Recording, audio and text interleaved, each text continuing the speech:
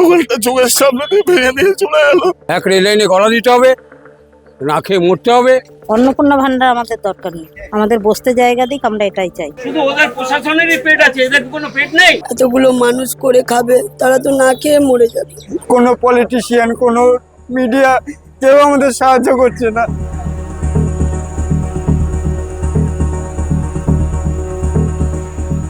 আমি এই মুহূর্তে দাঁড়িয়ে রয়েছি দমদম স্টেশনের ঠিক সামনে।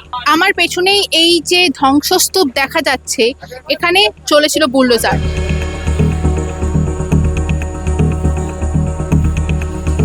নিত্যযাত্রী যারা রয়েছেন তাদের কাছে খুব চেনা চিত্র যে দমদম মেট্রো স্টেশন থেকে বেরোলেই এই যে দোকানগুলি ফুটপাতের ধারে ছিল তা অত্যন্ত চেনা চিত্র। সেই দোকানগুলির বিদ্যুৎ সংযোগ শনিবার রাতে আচমকাই বিচ্ছিন্ন করে দেওয়া হয়। এরপরেই চলে বুলডোজার এবং সমস্ত দোকানগুলি ভেঙে দেওয়া হয়। ভাঙলো রাত্রে, সেদিন সকালবেলাও আমার স্বামী এসে দোকান টোকান পরিষ্কার করে দেখে গেছে, বলেছে না ভাঙা হবে না, এটা পরে, এখন হবে না। নোটিশ দিল 29 তারিখ করবে, রাত্রে এসে লাঠি চার্জ করলো আমাদের প্রতি। লাঠি চার্জ করে আমাদের বার করে দিয়ে আমাদের সবার দোকান ভেঙে দিল। দিদি, আপনাদের নোটিশ দেওয়া হয় না, আমাদের এদিকে নোটিশ দেয়নি। ভাত কি করে খাবো সেটাই চিন্তা করছি এখন। বাড়িতে বৃদ্ধ মা আছেন, কিডনি পেশেন্ট, 82 বছর বয়স, কিভাবে চলবে আমাদের সংসার?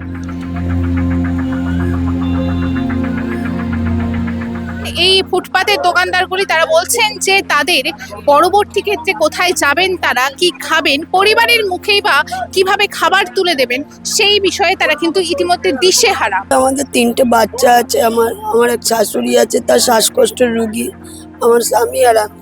আমাদের সব ওই দোকানের ওপর নির্ভর। আমাদের দোকান চলে গেছে।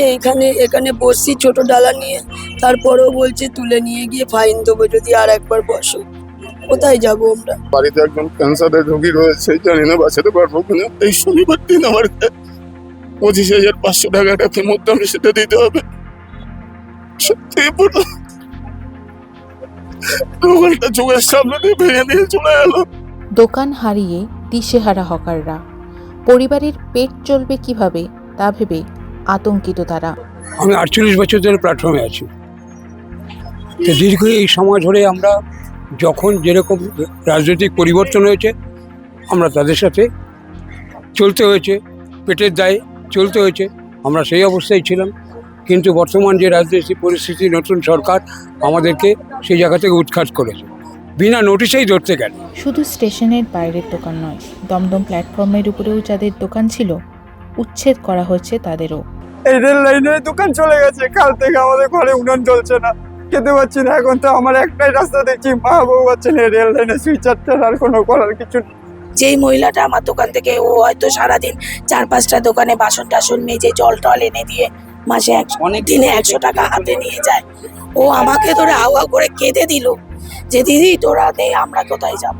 আমাদেরও তো পেটের ভাতে লাথি মারলো। হকার উচ্ছেদ নিয়ে কি বলছেন নিত্যযাত্রীরা? মর্মান্তিক দৃশ্য,